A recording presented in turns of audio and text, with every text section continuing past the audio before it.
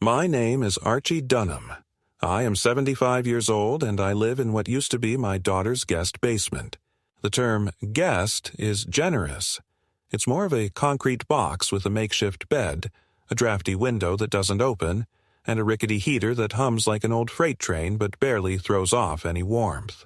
There is no closet, no door separating me from the utility sink and laundry machines, and at night, when the rest of the house falls asleep above me, I lie there listening to the rhythmic ticking of pipes, the occasional clang of the furnace, and, most piercing of all, the creaking footsteps of people I once called family moving about, oblivious to the man living beneath their feet like a ghost. I wasn't always a ghost. I was once a husband to the most beautiful woman I'd ever known, Marjorie, my late wife, who passed away 6 years ago this fall.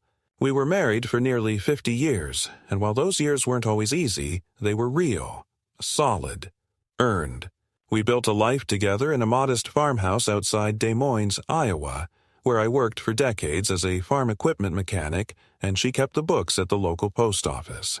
We raised a daughter, Arlene, who used to sit on my shoulders and call me her giant.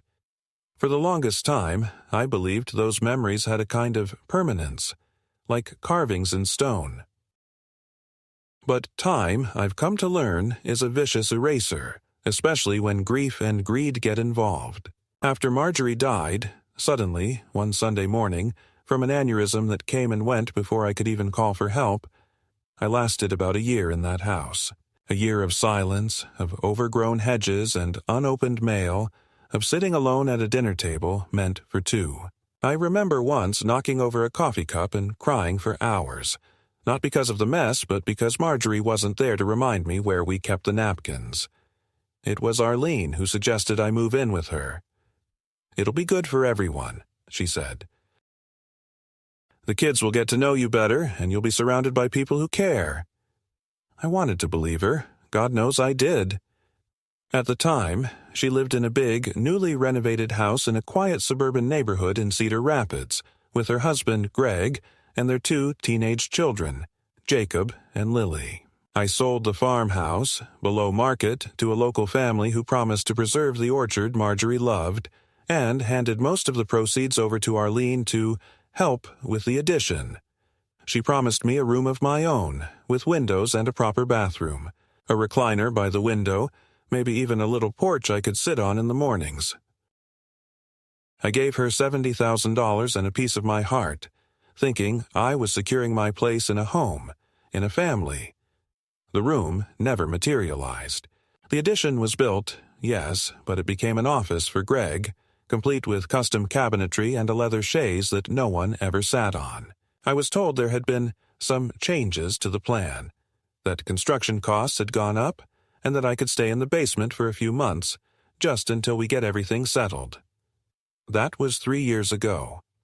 No one talks about timelines anymore. They just call it your space, as if that word was supposed to elevate the airless corner I sleep in to something dignified. It wasn't just the physical downgrade that stung.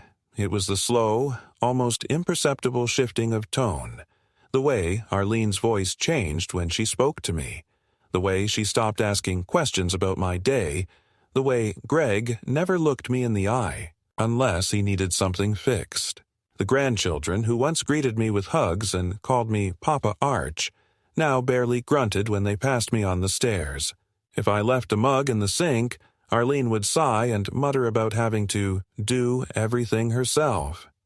If I watched television after 9 p.m., Greg would knock on the floor above my head, a single sharp knock that meant, "Quiet down, old man." I tried to adapt. I bought noise-canceling headphones, ate quietly in the basement, showered only when no one else was home. I folded their laundry without being asked, raked leaves in the fall, fixed a leaking pipe in the upstairs bathroom. I tried, with all the aching earnestness of a man desperate not to be discarded, to be useful, to be invisible, to be needed. And yet, the more I gave, the less I seemed to matter. Arlene started calling me forgetful, scatterbrained. Once, when I left the front door unlocked by mistake, she told Greg in front of me that He's really slipping. Greg laughed and said I was one burnt toast away from the nursing home. It was a joke, I suppose, but I felt it like a slap. Another time, I asked Jacob if he wanted help with his car, an old Volvo that sputtered like a dying horse, and he shook his head and said, "You probably don't know how these new engines work, anyway." I worked on combines and diesel tractors for 40 years, but to him I was just an outdated man with outdated skills. I could have spoken up. I could have reminded them of who I used to be, of the things I'd sacrificed, the nights I stayed up tending to a sick child, the years I spent breaking my back so Arlene could go to college out of state, the times Marjorie and I ate beans so Arlene could have ballet lessons, but something stopped me. Pride, maybe, or fear, or that aching hope that things might get better if I just stayed quiet long enough. Sometimes, late at night, I lie awake and think about Marjorie. I imagine what she would say if she saw how things have turned out. I like to think she would have intervened, that she would have scolded Arlene, pulled her aside and reminded her what family means. But maybe not. Maybe she would have just sat beside me and held my hand in the dark, the way she used to when words failed us. That's the part I miss most, having someone on my side. In this house, I have no side. I have only silence and the slow, creeping erosion of dignity. I have a daughter who refers to me in the third person when talking on the phone, as if I'm not in the room. "He's doing okay, I guess," she'll say. "Still sleeping in the basement. Doesn't need much, and maybe I don't. Maybe I'm past needing. But I do remember. I remember everything. And lately I've started to wonder, what exactly did I sign when I handed over that $70,000? Whose name is really on the deed to this house? What rights, if any, do I have? I've begun to ask myself questions I should have asked years ago, and the more I think about it, the more I realize that my time here, down in this basement, in this house, in this role they've written for me, is running out. I may be old, I may be tired, but I am not done yet. It was a Wednesday morning when the shift occurred. Subtle at first, almost laughably mundane, but in hindsight, it was the moment everything began to unravel. I had just finished making myself a cup of instant coffee on the hot plate in the corner of the basement, an act that had become a private ritual, mostly because I no longer felt welcome to use the main kitchen upstairs. The basement setup was primitive. A camping kettle, a chipped mug, a jar of freeze-dried coffee granules, and a battered spoon I had taken from the junk drawer upstairs one afternoon when no one was looking. I was stirring the coffee, letting the bitter aroma wrap around me like a familiar old blanket, when I heard footsteps descending the stairs, quick and clipped, followed by the voice of my daughter, unusually sharp and businesslike. "Dad, can we talk for a minute?" she asked without waiting for an answer. She entered the room without knocking, glancing around the cluttered space as if surveying a scene she had already mentally condemned. Her arms were crossed, and she wore that particular expression I had come to dread over the years, tight-lipped patience masking irritation, the kind of look people give to someone who's overstayed their welcome at a dinner party. I nodded and gestured toward the folding chair across from the makeshift table. She didn't sit. Instead, she remained standing and began with a sigh that told me everything I needed to know before a single word had been spoken. "Greg and I have been talking," she said, "and we think it's time to make some changes." I held my mug in both hands and said nothing, waiting for the blow I knew was coming. "The basement isn't really working out," she continued. "The kids need a space for their music and their friends, and honestly, it's just not practical anymore to have you down here. It's not good for your health, and it's not good for the household dynamic." I blinked at her. "You want me to move out?" I asked, keeping my voice as even as I could, though I could already feel the slow boil of something bitter rising in my chest. She gave a tight smile. No, of course not. We just think it might be better, for everyone, if you moved into the garage apartment." The garage apartment. That was new. To my knowledge, it was still an unfinished shell above the detached garage, filled with boxes, tools, and the skeletal remains of a failed home gym Greg had ordered during the pandemic. "There's no plumbing," I said quietly. "No insulation." Arlene nodded as if she had anticipated this line of objection and come prepared. "Greg's going to handle that," she said. "He's already called a contractor. We'll make it comfortable. Heat, water, a little kitchenette. Think of it as your own place. You'll have more privacy, and the kids will have their space back." I wanted to ask when the basement had become theirs in the first place, but I bit my tongue. It wouldn't have mattered. In this house, nothing belonged to me, not even the ground beneath my feet. "In the meantime," she went on, "we'll set you up in the mudroom just off the garage. It's temporary, just for a few weeks." The mudroom was a glorified broom closet, a narrow space with tile floors and no windows. I had once stored my toolbox there before Greg had claimed it for his sporting equipment. I set my mug down and folded my hands on the table. "I don't understand," I said. "What did I do?" Arlene's face softened, or at least tried to. "Nothing," she said too quickly. "It's not about you. It's just things evolve. The kids are older now. Lily needs space for her cello, and Jacob's drum kit is taking up half the garage. We all need to adapt." I wanted to tell her that I had adapted. I had given up everything, my home, my autonomy, my dignity, for the sake of being close to her, to them. I wanted to remind her of the money I had contributed, of the promises she had made. I wanted to scream that I had been relegated to a concrete hole for 3 years without complaint. But I didn't say any of that. I nodded slowly and asked, "When?" "The contractor starts next Monday," she said. "So this weekend Greg will help you move your things. We'll get a cot set up in the mudroom and clear a path so you can come and go easily." I sat in silence as she turned and walked back up the stairs, her footsteps fading into the sound of a vacuum cleaner somewhere overhead. I stayed there for a long time, not moving, the air in the basement suddenly too still, too heavy. I looked around the room, at the worn blankets neatly folded at the foot of my cot, the old bookshelf filled with paperbacks I'd read a dozen times, the photo of Marjorie and me on our wedding day that I kept propped up on an overturned milk crate I used as a nightstand. It wasn't much, but it was mine. And now, even that was being taken. That afternoon, I went for a walk. It wasn't something I did often anymore, not since my right knee had started giving me trouble. But I needed air, motion, distance from the house. I walked to the edge of the subdivision, past manicured lawns and American flags fluttering in the breeze, past neighbors who nodded politely without ever asking my name. I ended up at a small park near the edge of a retention pond, where a single bench sat beneath a weeping willow tree. I sat there for what felt like hours, watching the water ripple under the wind, listening to the distant shrieks of children on a jungle gym, trying to understand how everything had gotten so far from what I had imagined. I wasn't naive. I knew I was aging. I knew I wasn't always easy to live with. But I had believed, deeply, stubbornly, in the idea that family meant something. That when the chips were down, your people didn't just find a place to stash you like unwanted furniture. They found a way to make you feel human. I thought of Marjorie again.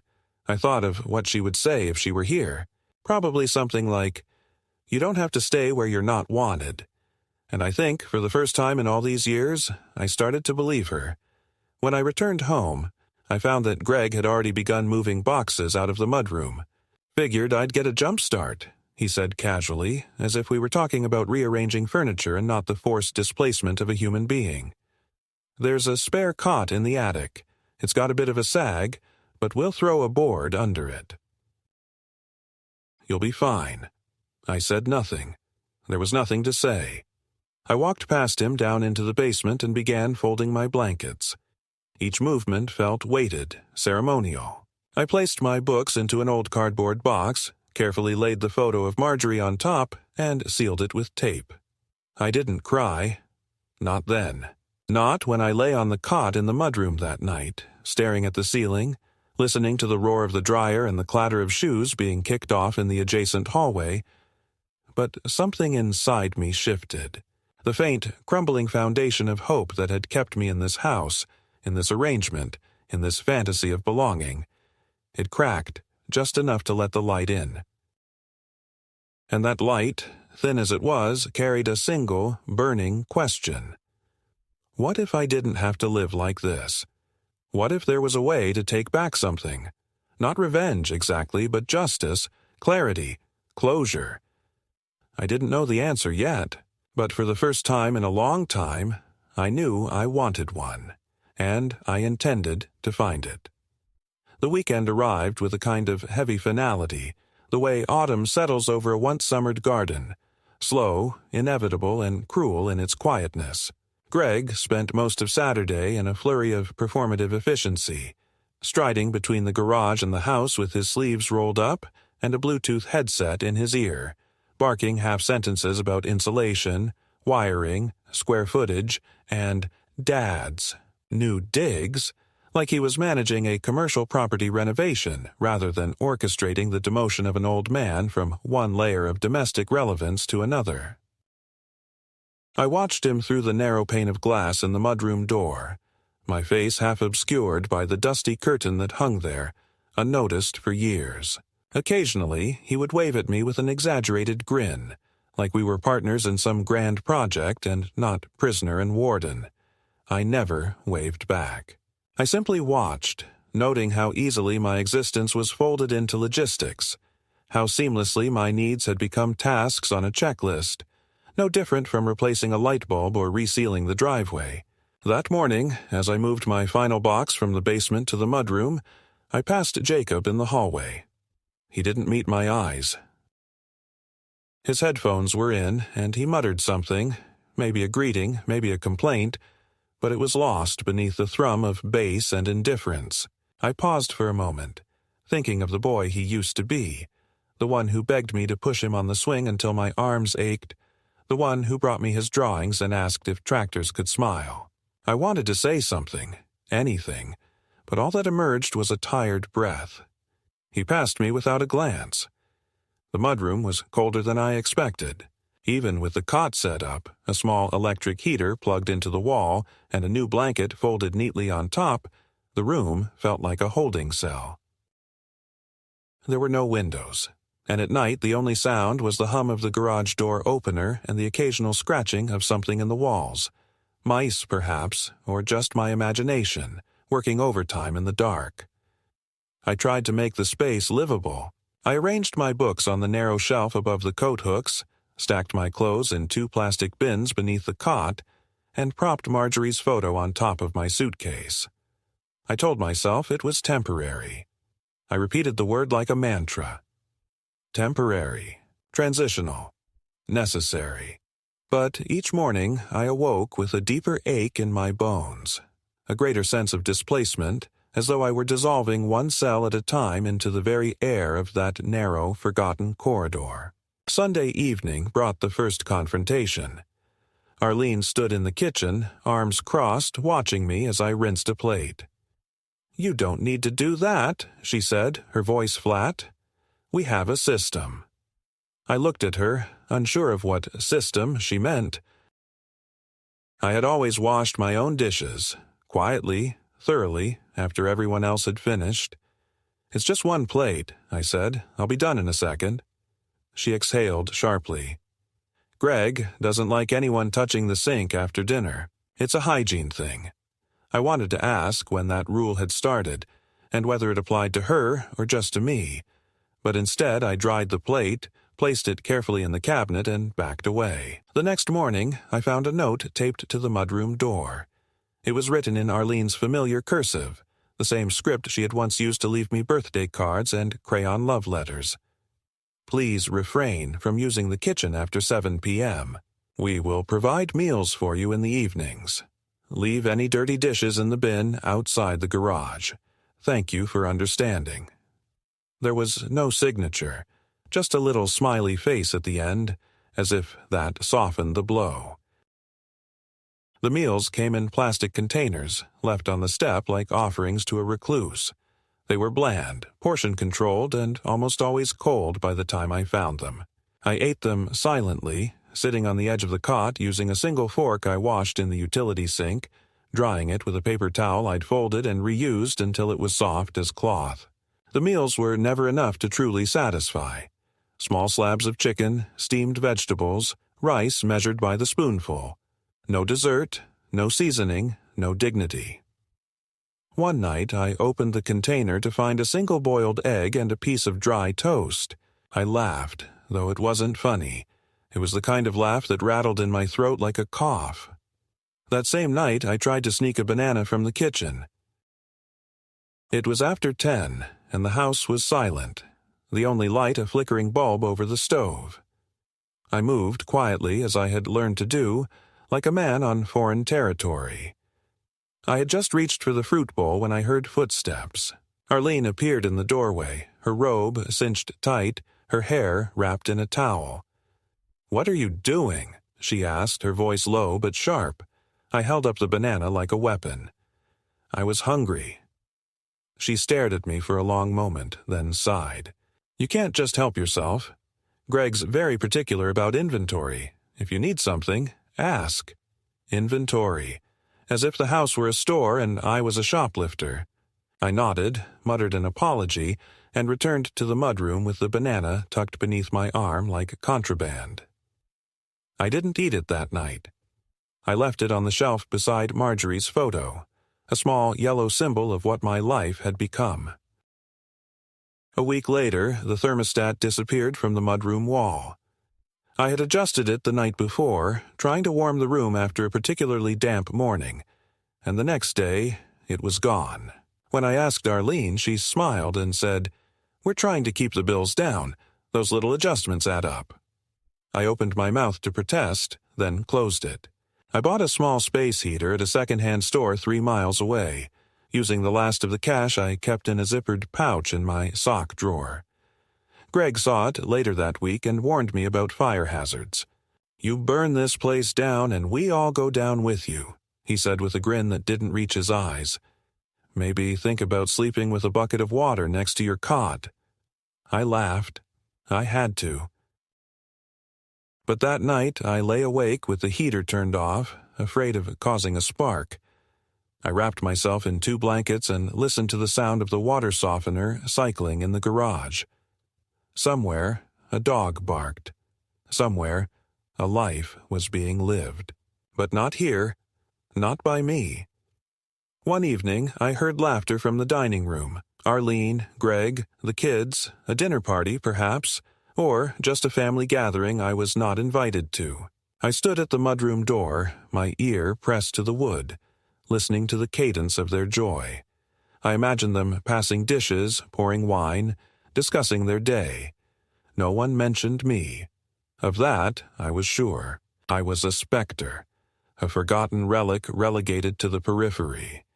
And yet, I was not entirely powerless. That realization came slowly, like the first flicker of dawn after a long, cold night. One morning, while searching for an old sweater, I found the folder, tucked behind a stack of winter blankets in the basement closet, a manila envelope with my name written on it in my own handwriting. Inside were the documents from the sale of the farmhouse, the transaction records, the deed transfer forms. And there, in crisp black ink, was the line I had nearly forgotten. "In consideration of partial contribution toward down payment, Mr. Archibald Dunham shall be included as joint tenant with right of survivorship." I stared at the line for a long time, my fingers trembling. Joint tenant, not a gift, not a loan. Ownership. My name was on the deed. I wasn't just a guest. I wasn't a dependent. I was, legally, financially, and morally, a co-owner of the very house I was being exiled from. A strange calm settled over me as I returned the documents to their envelope and slid them into my suitcase beneath the cot. I didn't say anything to Arlene or Greg, not yet, but from that moment on, something in me shifted. The humiliation no longer stung in quite the same way. The cold dinners, the restrictions, the muttered complaints. They were still cruel, still petty, but now they existed in a different context. I had leverage. I had truth. And, perhaps most importantly, I had a spark. Small, yes, but undeniable. A spark that said, I may be down here, in this mudroom, sleeping beside utility meters and winter boots. But I am not finished. Not yet. The breaking point came, as these things often do, not with a scream or a slap or a dramatic outburst, but with a polite knock on the mudroom door and the thin, almost apologetic voice of my daughter saying, We need to talk. It was late afternoon, and I had been sitting on my cot reading the same paragraph of an old John Steinbeck novel over and over, unable to concentrate. I put the book down and opened the door to find Arlene standing with a clipboard in one hand and what looked like a folder of printed documents in the other.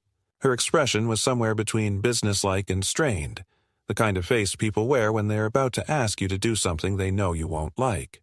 Can we sit? She asked, glancing around the narrow space as if suddenly realizing it offered no chairs, no hospitality. I gestured toward the cot, and she perched awkwardly on the edge, smoothing her skirt, taking care not to touch anything. Greg was just outside the door, arms folded, sunglasses perched on his head despite the overcast day, his presence clearly not incidental. Arlene cleared her throat. So, she began, we've been thinking a lot lately about the future, your future, and we want to make sure everything is in place, legally, medically, financially, just to protect you, you know, in case something happens. I didn't respond. I didn't need to. I already knew where this was going. She opened the folder and took out a stack of papers. This is a power of attorney form, she said, her tone careful, coaxing. It just means that in the event you become unable to make decisions, say due to illness or an accident, we'd be authorized to manage things on your behalf, your accounts, your health decisions, just as a safeguard. I looked at the top page. My name was there, printed neatly at the top, a blank space for a signature below. And this? I asked, gesturing toward the other documents. Just a few medical release forms, she said too quickly. Standard things. HIPAA waivers, a healthcare proxy, that sort of thing. We've already spoken to a lawyer, and he said this is very common, especially at your age. I studied her face. She wouldn't meet my eyes. Greg shifted his weight just outside the door, clearly waiting for this to be over. I reached for the pen she offered me and held it loosely in my hand. And what happens? I asked. If I say no? Arlene blinked. Nothing, she said after a pause. Of course nothing. This is voluntary. We just thought it would be easier for everyone if things were clear. Clear for whom? I asked, more sharply than I intended. She flushed. Dad, please don't make this into a thing. We're just trying to help. I put the pen down on the cot beside me. You can leave the papers, I said. I'll review them. Arlene hesitated, then nodded. Of course. No pressure.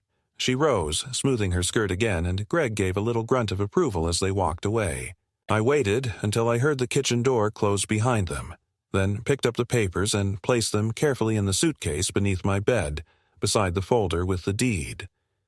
I had no intention of signing anything, but now I had confirmation, undeniable, printed, notarized confirmation of their intent. That night, I didn't sleep. I sat up with the light from my small reading lamp casting shadows on the walls, thinking not just about what they had asked, but why. It wasn't care. It wasn't concern. It was control. A legal pathway to siphon off what little I had left under the guise of responsibility. I thought of the bank account I had shared with Arlene since she was in college, an account I still used to send small monthly transfers to help with the kids, though no one had asked for or acknowledged them in years. I thought of the car in the garage registered in my name and Greg's, the one he drove to work each day without so much as a thank you. I thought of the house, their house, they always said, but whose deed bore my name as well. I had let so much go, excused so much under the banner of family, of forgiveness, of hope. But now, with the evidence in my hands, the documentation of their duplicity laid bare, I felt something settle inside me, a quiet, determined fury. They wanted authority over my life. They wanted to reduce me to a line item on a spreadsheet, a liability to be managed. But they had made one mistake. They had underestimated me. The next morning, I took the bus to town. I wore my old jacket and the only pair of shoes that didn't pinch my toes, and I carried a tote bag with the deed folder and the unsigned documents. I went first to the public library, used a guest computer to look up elder law attorneys in the area, and wrote down 3 names. Then I walked, slowly, with effort, to the nearest office on the list, a modest building tucked between a bakery and an insurance agency. I was sweating by the time I arrived, but I stood a little straighter when I stepped inside. The receptionist was young, polite, and mildly startled when I said I didn't have an appointment. But she checked the calendar and nodded. "Mr. Arkin is free in about 20 minutes. Would you like to wait?" I sat in the corner of the waiting room, staring at a faded painting of a sailboat, my fingers curled tightly around the handle of my bag. When they called my name, I rose with care and followed the receptionist down the hall. Mr. Arkin was a man in his 50s with silver hair and a warm but sharp gaze. He listened as I laid out the facts about the basement, the mudroom, the meals, the power of attorney papers, the joint deed, the co-owned car, the account I still funded each month. I showed him the documents. He read them carefully, asked a few pointed questions, and finally leaned back in his chair with a thoughtful nod. "You have options," he said, "more than they probably realize." He explained the concept of partition by sale, how a co-owner of a property could force its sale through the courts if an agreement couldn't be reached. He talked about power of attorney abuse, about financial exploitation of the elderly, about how easily neglect could become a legal matter when documented properly.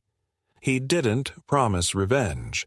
He promised process. And for the first time in years, I felt something close to control.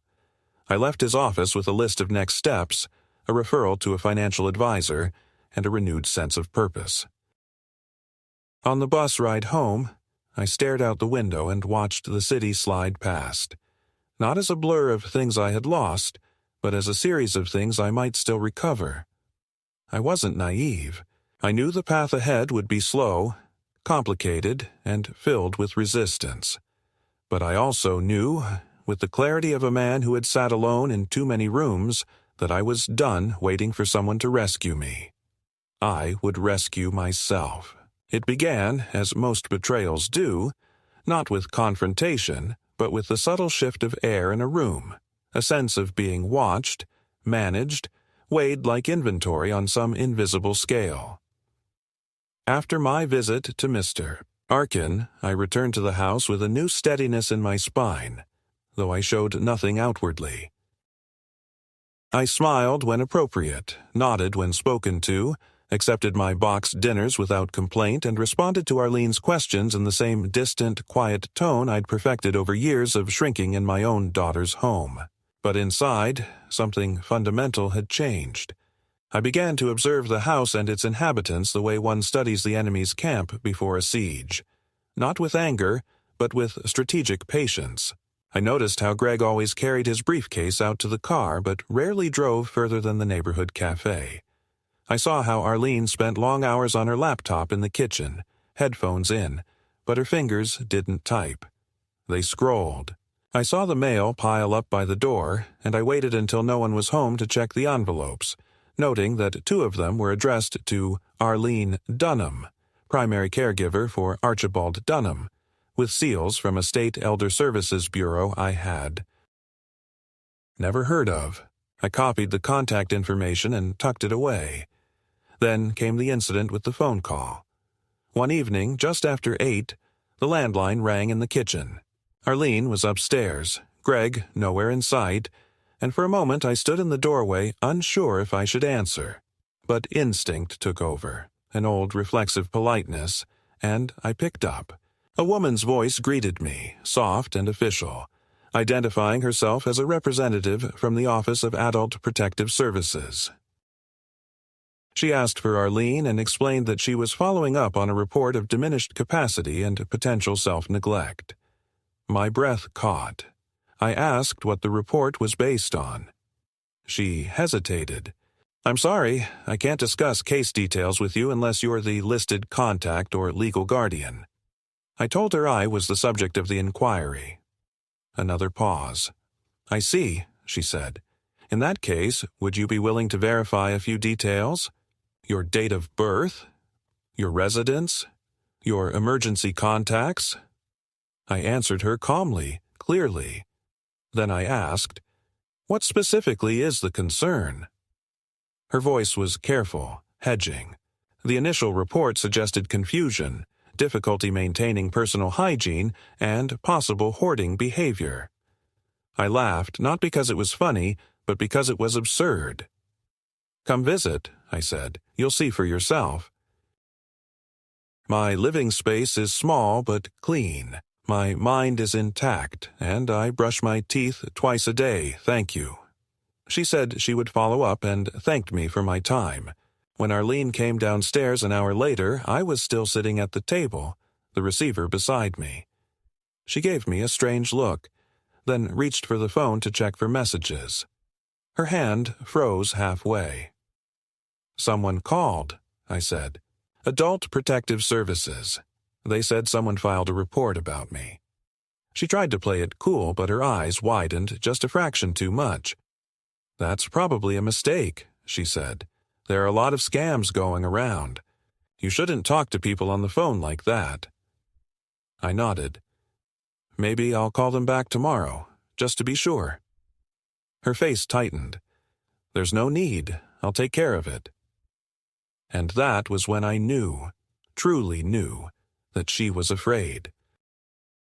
Not of what I might say, but of what I might prove. The next few days passed in uneasy silence. Arlene no longer left my meals on the mudroom step. She knocked, forced a smile, handed them to me personally. Greg stopped making jokes about fire hazards. Jacob and Lily were ghosts, avoiding me altogether. I used the quiet to begin gathering what Mr. Arkin had called a dossier of mistreatment. I took photographs of my living conditions, time-stamped with my old flip phone. I made notes of every restriction placed on my movement, every denial of access to shared household resources, every moment I was treated less like a father and more like a tenant with no lease. One afternoon, I caught Arlene rifling through my suitcase when she thought I was out. She made an excuse about looking for towels and fled the room before I could confront her. I moved the deed papers to the bottom of my laundry hamper and started locking the mudroom door whenever I left. Then came the most brazen move yet. I went to the bank, as I had done every month for years, to withdraw cash from the joint account I still technically shared with Arlene, only to find it frozen. The teller, an older woman who had known me by name for decades, looked apologetic. "I'm so sorry, Mr. Dunham. There's been a hold placed on the account, pending investigation." "What investigation?" I asked. "We can't say, but it was initiated by the secondary account holder." I thanked her, left, and called Mr. Arkin from the payphone outside. "They're trying to choke me off," I said. "Then it's time," he replied. "We'll file for partition, we'll notify the bank, and we'll get you examined by a court-appointed psychiatrist, just in case they try to claim diminished capacity again." The next week was a blur of paperwork, notarized statements, legal forms, and appointments. I underwent a full cognitive assessment at a clinic downtown. The doctor was kind, methodical, and at the end of it all said, "You're sharper than most of my 40-year-old patients." I passed every test. I documented it all. Arlene, oblivious to what was coming, continued her routine, though I noticed a new restlessness in her movements, a sharpness in her voice when she spoke to Greg behind closed doors. Once, I caught them whispering in the kitchen, and when I entered, the room fell silent. I made tea and left without a word, and then came the moment that tipped everything. I returned one afternoon to find the mudroom door unlocked and my suitcase open, its contents rifled through. The deed folder was gone. I ran upstairs and found Arlene at the kitchen counter, the folder in front of her, the document splayed out like a fan.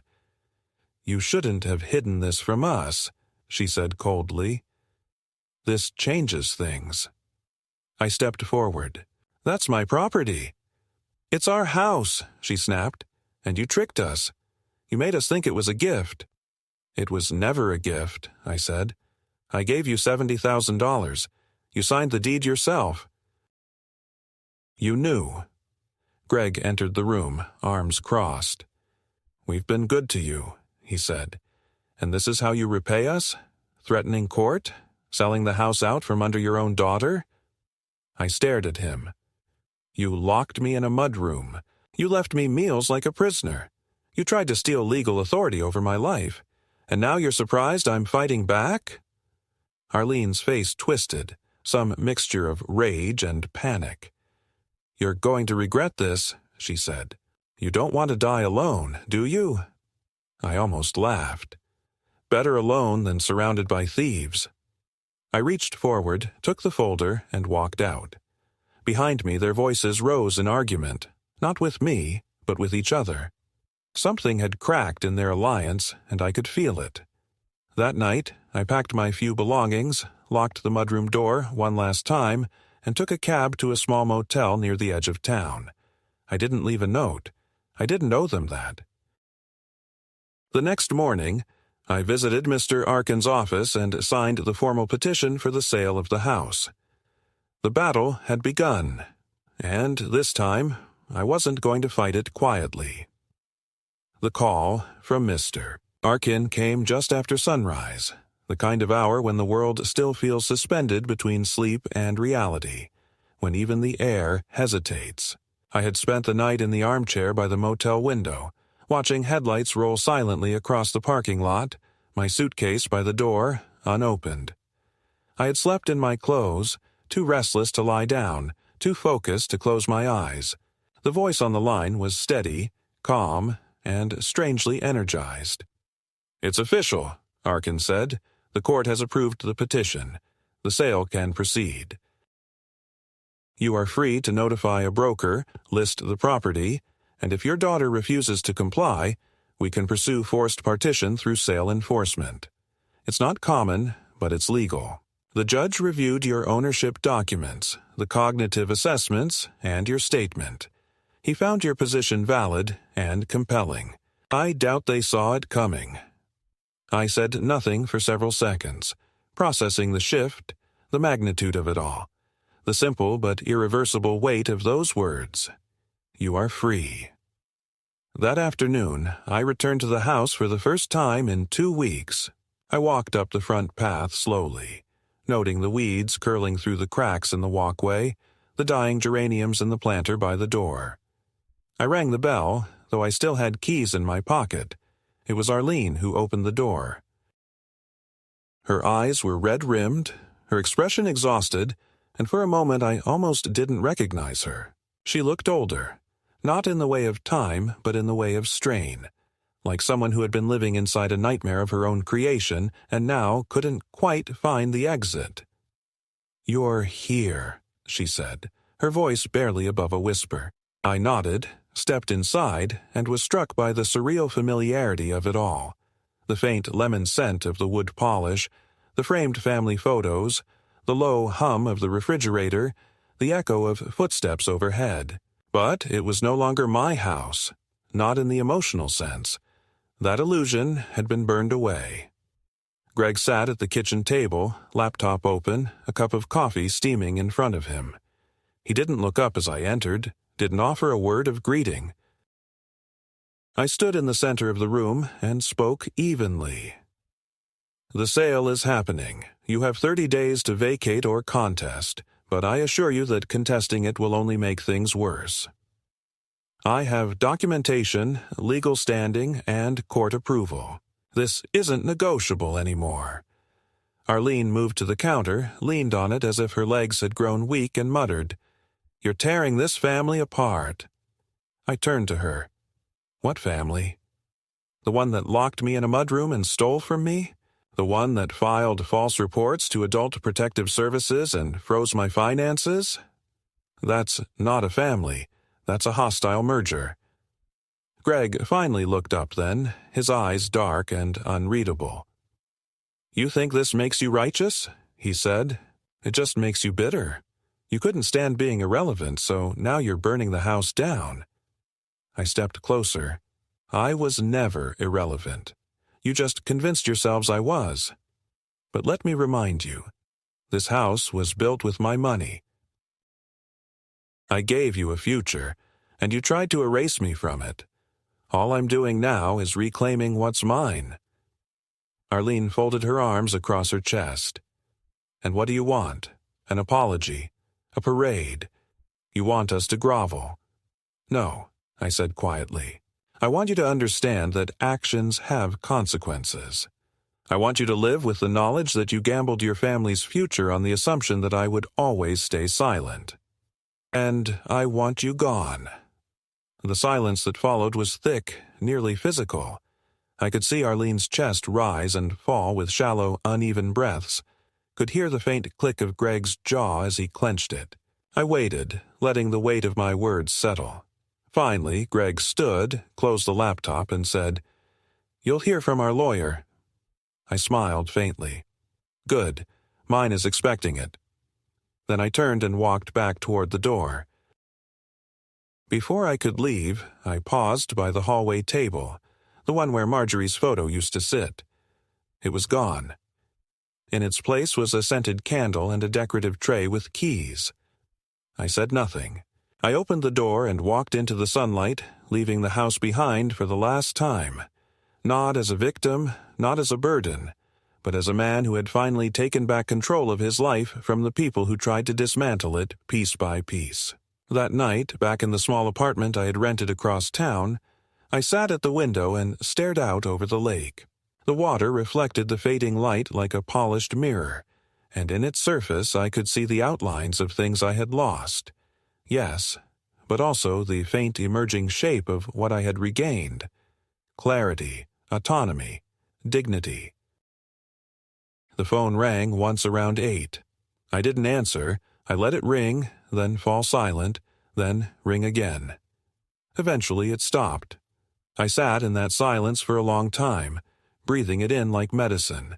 The house sold within 6 weeks, faster than even the broker expected, snapped up by a young couple from Minneapolis who planned to renovate and start a family. I never met them, never stepped foot inside again after that last confrontation, but I signed the documents at Mr. Arkin's office, accepted the cashier's check with my half of the proceeds, and left the building with my shoulders lighter than they had felt in years. Arlene never contested the sale, never returned my calls, never sent a letter, and I didn't pursue contact.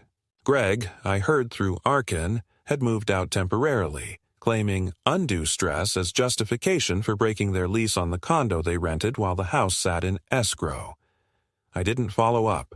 There was nothing left for me there, not vengeance, not explanation, not even a shred of curiosity. What needed to happen had happened. The moral balance had tipped, not in violence or courtroom spectacle, but in the quiet, stubborn truth of the deed and my refusal to vanish. I moved into a small 2-bedroom bungalow on the southern edge of town, a low-slung home with creaky floors, mismatched shutters, and a porch that looked out over a line of pine trees. It was modest, drafty, and in desperate need of a new roof, but it was mine, paid for in full, free of apology.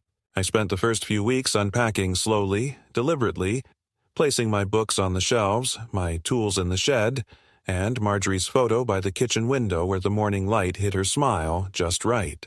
I cooked for myself, walked each evening along the canal path behind the neighborhood, and learned the names of my neighbors' dogs before I learned their own.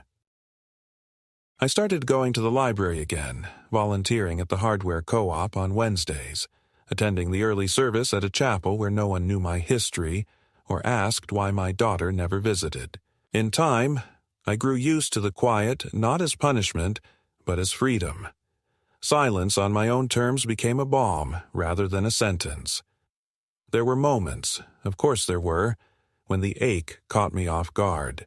At night, sometimes I would wake in the dark and forget where I was, half expecting to see the outline of furnace pipes overhead or hear the shuffle of Greg's slippers on the floor above me. But those moments passed, and in their place came something else, something more potent than grief or anger: clarity. I no longer needed to be forgiven or understood by the people who had failed me. I had been a good father. I had shown up. I had paid, fixed, carried, consoled. And when it was my turn to need, not much, just warmth, respect, a seat at the table, they had turned me into a logistical inconvenience. There was no fixing that. There was only truth. And in accepting it, I had liberated myself from their version of who I was supposed to be. One afternoon in late spring, I received a letter, handwritten, unsteady, postmarked from a town 2 hours west. It was from Lily. She said she was sorry. She said she hadn't understood. She said her mother told them things that made her scared of me, confused about what was true. She asked if she could visit. I wrote back simply, kindly, and said yes. I told her I had tea in the cupboard and 2 rocking chairs on the porch, and that she'd be welcome any time. That was all I wrote. I didn't need to say more. Some bridges, if not burned, could be crossed again slowly, one careful step at a time. Now, most mornings I sit on the porch with a blanket across my knees and Marjorie's photo beside me, sipping coffee and watching the sun rise over the trees. The pain of what happened hasn't vanished, but it has settled, found its place among the deeper strata of memory where it no longer screams, but merely hums. And in its quiet, I found something like peace, not in reconciliation, but in reclaiming the parts of myself that were never truly lost, only hidden. I am not a victim. I am not a relic. I am a man who said, enough. And when I said it, I meant it. That was the day I got my life back.